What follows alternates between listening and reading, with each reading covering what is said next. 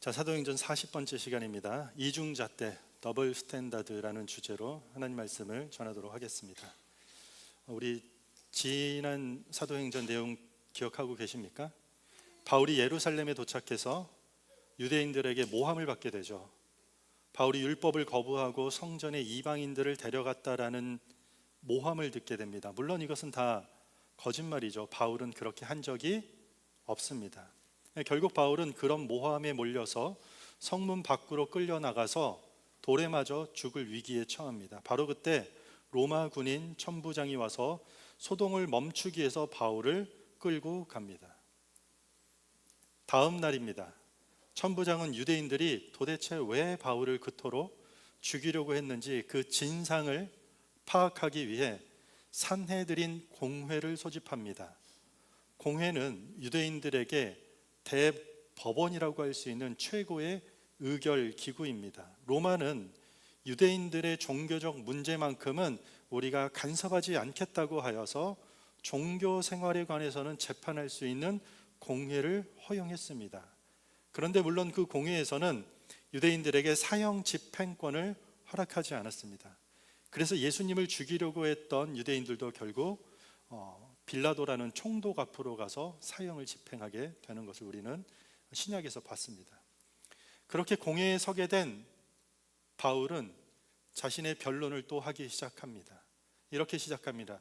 오늘날까지 나는 범사의 양심을 따라 하나님을 섬겼습니다. 바울이 이렇게 변론하기를 시작하자마자 대제사장 아나니아가 바울의 입을 쳐라! 사람들에게 명령합니다. 바울의 어떤 변론도 듣지 않고, 아니 그 죄명을 밝히지도 않고 입부터 치라고 명령합니다. 어떤 죄도 판결되지 않았는데 바울을 치라는 것은 당연히 명백한 불법입니다. 이 불법적 대응에 바울도 아주 강력하게 대응합니다. 회칠한 담이여 라고 부릅니다. 하나님이 너를 치시리로다. 네가 나를 율법대로 심판하고 한다고 앉아서 율법을 어기고 나를 치라 하느냐. 강력하게 저주하고 대응합니다. 그들이 회칠한 무덤이기 때문입니다. 당시 무덤은 이게 땅 속이 아니라 동굴이었기 때문에 회칠한 담이라고도 불렀습니다. 회칠한 무덤은 외식과 가식을 일삼는 유대인들을 꾸짖을 때 예수님께서 쓰신 표현입니다. 무덤 겉에는 하얀색 석회를 발라서 깨끗해 보이지만 무덤 안은 어떻습니까? 시체가 썩고 있습니다. 무슨 뜻이냐? 겉으로는 율법을 지키는 선한 사람처럼 보이지만 그 안에는 시체가 썩은 악취가 진동한다는 뜻입니다. 겉으로는 누구보다 율법을 잘 지키는 것처럼 보이지만 뒤에서는 온갖 추악한 일을 벌이는 악한 사람을 부를 때 하는 말입니다. 회칠한 담이여, 회칠한 무덤이여. 회칠한 담, 이것이 당시 종교 지도자들의 현 주소였던 것입니다. 유대인들의 최고 종교 재판을 관장하는 대제사장이 율법대로 심판한다고 말하지만 정작 자신은 너무 쉽게 율법을 어기는 위선자들, 회칠한 담과 같은 자들이었던 것입니다. 마치 지난 시간에 바울의 입에서 이방인이라는 단어만 듣고 바울을 죽이려고 했던 그 성난 무리들처럼 공회에 모인 종교 지도자들도 바울의 한마디에 소동을 일으킵니다. 바울은 지금 이 공회에서 자신의 혐의에 대해서 언급합니다. 내가 왜 여기까지 끌려온 이유가 무엇인지 언급합니다. 한마디로 이렇게 정의합니다. 부활에 대한 소망 때문에 내가 지금 이렇게 신문을 받게 되었다고 변론합니다. 죽은 자의 소망 곧 부활을 전했다라는 이유 때문에 바울이 신문 받아서 여기 왔다고 변론합니다. 바울의 입에서 부활의 소망이라는 이야기가 나오자마자 난데없이 공회 사람들이 서로 싸우기 시작합니다. 그들끼리 서로 싸우기 시작합니다. 여러분들, 유대인들의 공회는 71명으로 구성되어 있습니다. 그런데 거기에는 바리새인들과 사두개인들의 파로 이렇게 갈라져 있습니다. 그런데 이 두 집단이 이 부활의 소망이라는 단어가 나오자마자 한판 붙은 것입니다. 바리새인들은 부활을 믿었습니다. 그리고 천사 같은 걸 믿었습니다. 그런데 반면에 사두개인들은 부활이라는 것도 믿지 않고 천사, 그런 영적인 존재가 있다라는 것을 믿지 않았습니다. 바리새인 편에서 주장하기를 만약에 어떤 존재가, 영적인 존재가 바울에게 얘기해서 바울이 그 일을 행하였다면 바울은 악하거나 문제가 없습니다라고 주장하면서 이 사두개인들과 분쟁이 일어난 것입니다.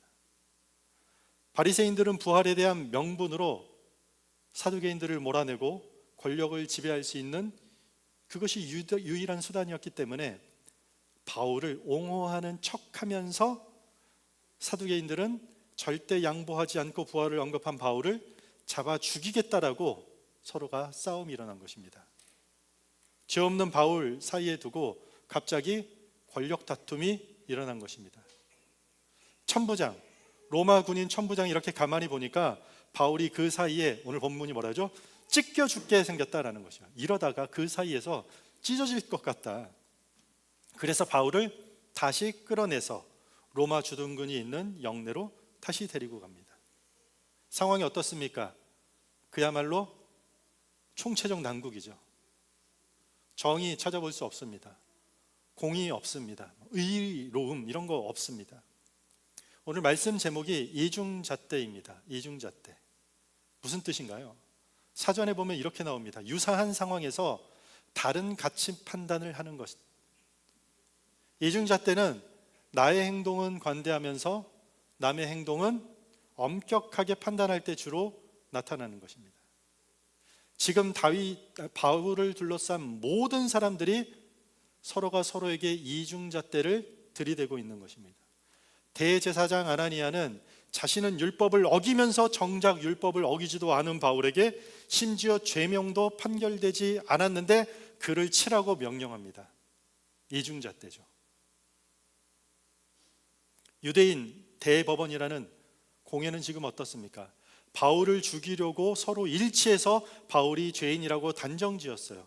그런데 그렇게 연합했다가 부활에 대한 민감한 주제가 나오니까 금세 분열하고 서로 싸우고 소동을 일으킵니다. 바울을 죽이기 위해서 사용했던 잣대가 다릅니다. 그리고 부활의 사건을 가지고 바리새인들과 사두개인들이 사용한 그들만의 잣대가 또 다릅니다. 그렇게 이중잣대를 여기저기 들이대고 있는 것입니다. 이들은 얼마 후에 로마 총독에 가서 바울을 고발합니다. 그런데 바울을 고발하는 내용이 뭔지 아십니까? 이 바울이 소동을 일으켰다라는 것이에요. 지금 보세요. 소동을 계속 일으켰던 자들이 아무 소동도 일으키지 않은 바울에게 소동을 일으켰다고 이야기합니다. 내로남불이죠. 이중잣대를 들이대고 있는 것입니다. 사람들이 이중잣대를 가지고 평가하고 판단하고 정죄해야지, 이런 식의 마음을 먹고 이중잣대를 들이대는 사람들은 대부분 없습니다. 내가 다른 기준을 가지고 다른 스탠다드를 가지고 내가 저 사람을 평가해야지, 이런 마음을 먹고 하지 않는다라는 것이요. 이중잣대는 아주 자연스럽게 자기 중심에서 출발합니다. 한 가지 예를 들겠습니다. 어린아이들이 자주 하는 말이 중에 하나가 있습니다. 저희 딸들도 어릴 때부터 지금까지 가장 많이 하는 말들이 있습니다. It's unfair. 아빠 불공평해. 엄마 이거는 unfair. 불공평해. 조금이라도 자기 중심에서 불공평하다고 판단이 되고 부당하다는 것에는 기가 막히게 감지하고 그것에 대한 반응합니다. 왜 동생한테만 옷을 사줬냐며 It's unfair, 불공평합니다라고 항의를 합니다. 그런데 놀랍게도요, 자기 자신이 이득을 보고 있을 때는 어떤 항의도 하지 않습니다. 왜 나만 옷을 사주고 아버지 동생은 옷을 사주지 않으셨습니까? 이것은 불공평합니다. 너무 불공평해요. 동생도 사주세요. 뭐 그런 언니 오빠가 있습니까? 저만 사는 건 불공평해요. 대부분 이렇게 하지 않습니다. 이것이 전부 다 자기 중심에서 출발된 이중잣대라는 것입니다. 이게 아이만 그런가요? 어른들도 그렇습니다. 어떤 어머니가 딸 집에 방문했는데 아침에 일어났더니 딸은 자고 있고 사위가 아침에 일어나서 혼자 밥을 챙겨 먹고 있고 혼자 샌드위치 도시락을 싸서 출근하는 겁니다. 이 어머니가 감동을 받았습니다. 사위가 얼마나 예쁘고 대견스러워 보이는지. 며칠 후 아들 집에 갔습니다. 며느리가 자고 있고 아들이 일어나서 혼자 밥을 챙겨 먹고 혼자서 도시락을 싸서 출근하는 뒷모습을 보면서 아들이 너무나도 불쌍해 보이고 며느리는 세상 괘씸해 보일 수가 없는 것입니다. 이게 다 뭔가요? 더블 스탠다드, 이중잣대를 들이대는 것입니다. 하나님을 믿는 사람들에게도 그런 경우가 있습니다. 우리는 신앙생활 하다가도 힘든 일을 만나면 하나님 왜 이렇게 힘든 시련을 주십니까? 하나님 믿지 않는 사람들 편안하게 사는 것 같은데, 나보다 죄 더 많이 짓고 나보다 더 나쁜 사람들 잘 나가는 것 같은데 이게 뭡니까? 불공평한 것 같습니다 라고 기도하며 원망할 때가 있습니다. 그런데 반대로 나보다 힘든 사람들을 보면서 하나님을 원망한 적 있습니까? 하나님, 저는 이렇게 잘 먹고 잘 사는데 저 사람들 너무 어려운 것 같습니다. 이거 불공평합니다. 이런 기도 우리 하나요? 하나님, 저는 먹을 것, 입을 것 넉넉한데 여전히 아프리카에서 여전히 굶주리는 자들이 있습니다. 하나님, 불공평합니다. 이것을 위해 울면서 우리가 기도합니까? 우리는 자기 중심에 빠지는 순간 우리는 누구나 다, 여기 있는 우리 모두가 다 이중잣대, 아니 삼중 사중 잣대를 들이대며 위선과 모순의 삶에 빠질 수밖에 없는 위험에 처해 있다는 것입니다. 우리는 오늘 이 본문을 보면서 내가 부활의 소망을 전하는 바울의 입장에 서 있는지, 아니면 이중잣대를 가지고 나는 제법 괜찮은, 그럴듯한, 고결한 척하면서 뒤로는 마음속으로는 남을 비난하고 정죄하는 회칠한 담 같은 모습이 우리에게 있는지 없는지 겸손히 우리 스스로의 모습을 말씀 앞에 비춰보시기 바랍니다. 우리 11절 한번 읽겠습니다. 여러분들 읽어주겠습니다. 시작.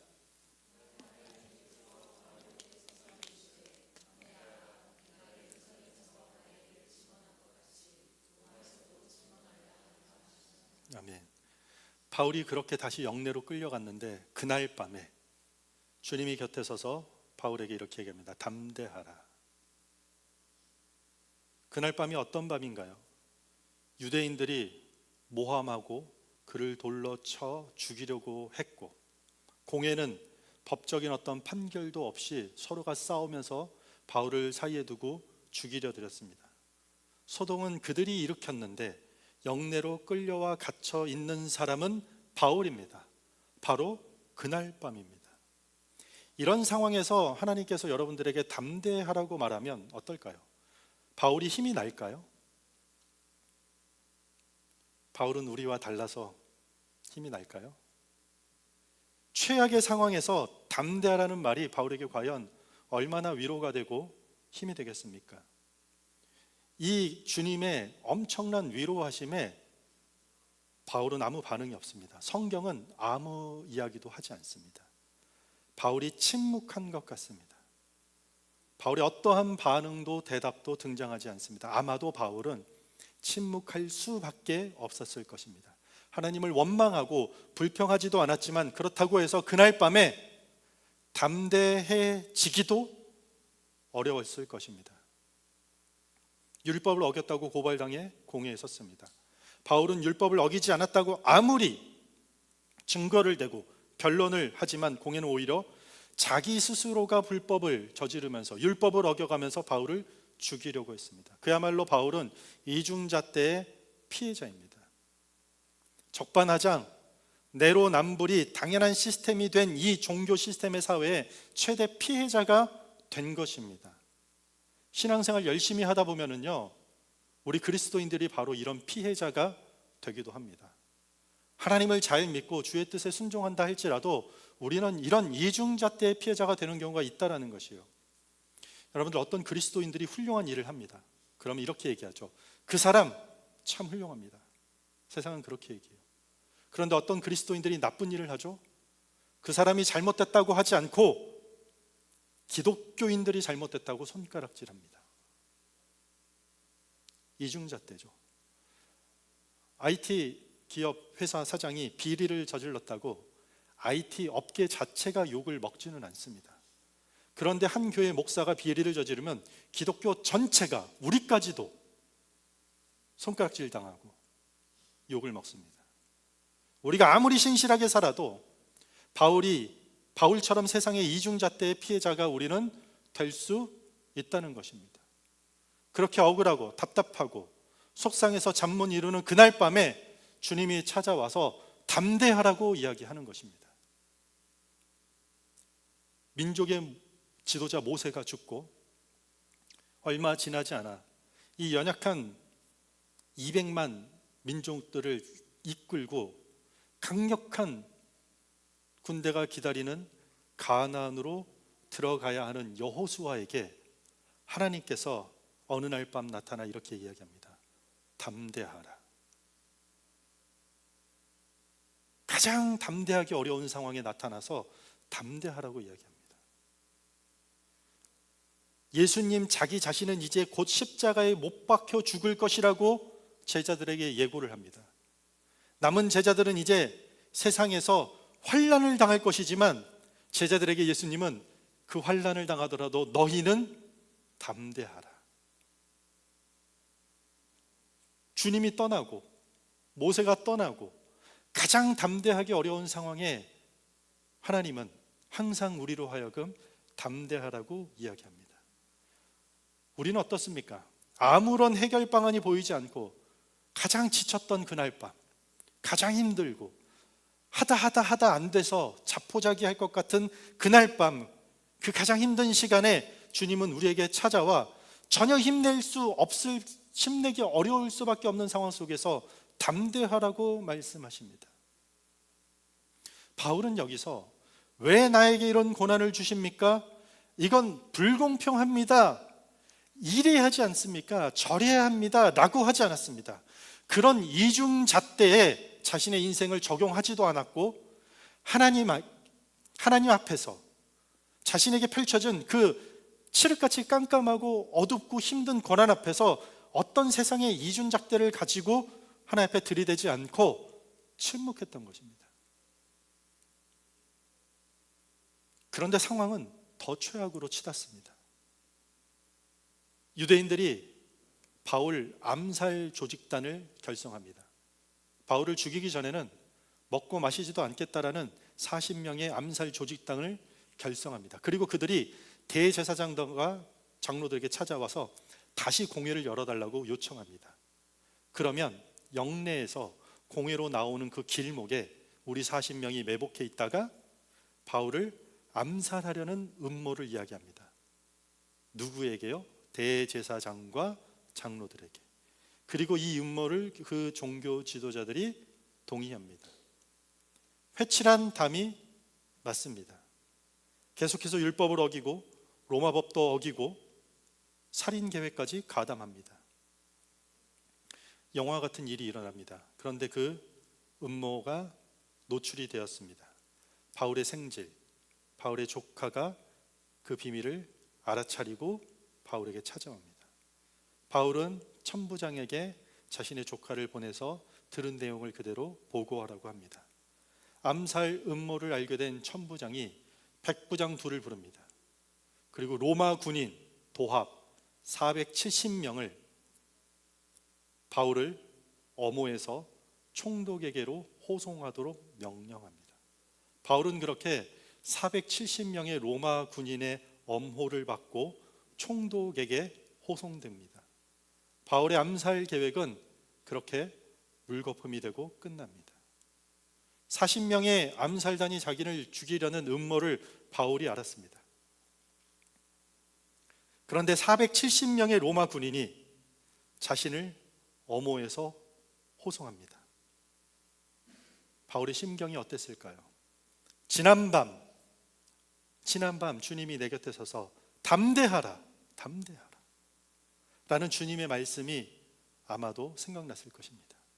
그렇게 예루살렘을 빠져나오면서 470명의 군사들의 엄호를 받으면서 카메라 앵글이 그들 사이로 삐집고 들어가서 바울에게 주민, 바울이 미소를 샥. 역시 우리 하나님, 바울이 이러지 않았을까요? 바울을 죽이려는 자는 40명이었고 바울을 지키려는 자는 470명이 있습니다.